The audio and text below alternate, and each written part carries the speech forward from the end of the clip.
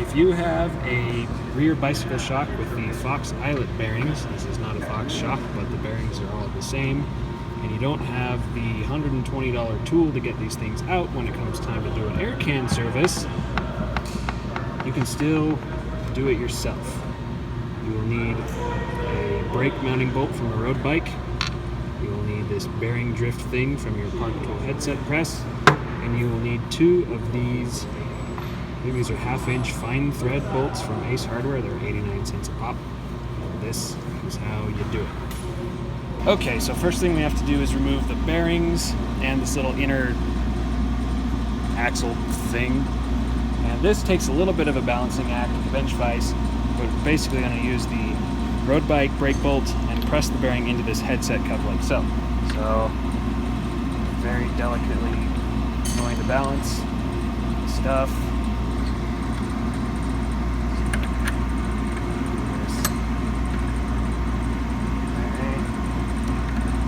This is probably the trickiest part. Let's get everything lined up. Give it a squeeze. Make sure it's all still lined up.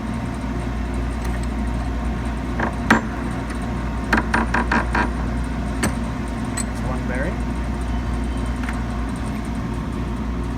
Ta-da! Take the little axle bit from the inside, put it back in. Reinstall your road brake bolt. Repeat. Give a squeeze. Make sure it's lined up. Squeeze. Okay. Drop your bolt. The bearings and the inner axle thing are out. You can see how those go together. Now to get these cup things out, the Fox tool has these 2 threaded bits that go in either side. There are threads in there. If you can see those threads. They're in there. And yeah, the idea is just thread the things together and it presses the cups apart. So what I did was found out that these Ace Hardware, what did I say these were, 1/2-inch fine thread bolts? They're almost the same size. Now this, when I put them in, they're going to thread in because I've already chased the threads, see? But what you're gonna find, if you haven't done this already, when you install the bolt, it'll turn like a 1/2 revolution and stop.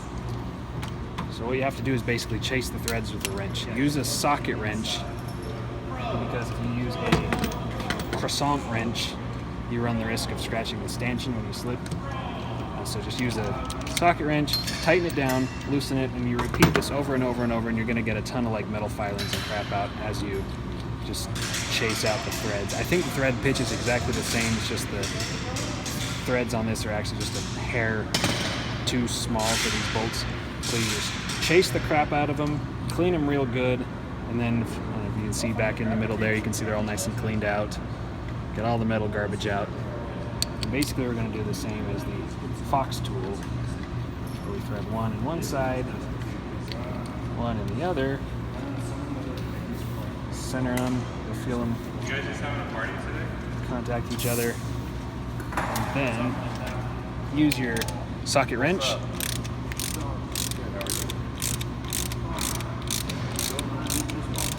and as the bolts press against each other, ta-da! That's one side. You got to be sure to chase these threads real good, otherwise you won't be able to get the bolt out of this cup without having to like clamp it and damage it. And you want to be able to reuse it. But if you chased them good, it should just thread out by hand. Do that later. To get this other one out, just take the bolt, thread it in the back side like so, just a little bit, just enough space, and then we grab ourselves a hammer, and it's hammer time.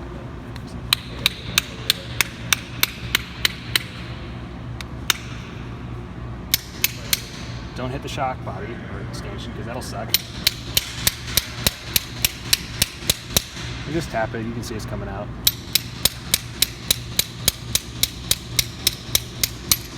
Ta-da!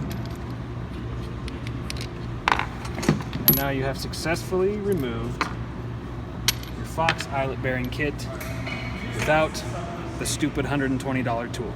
So, booyah!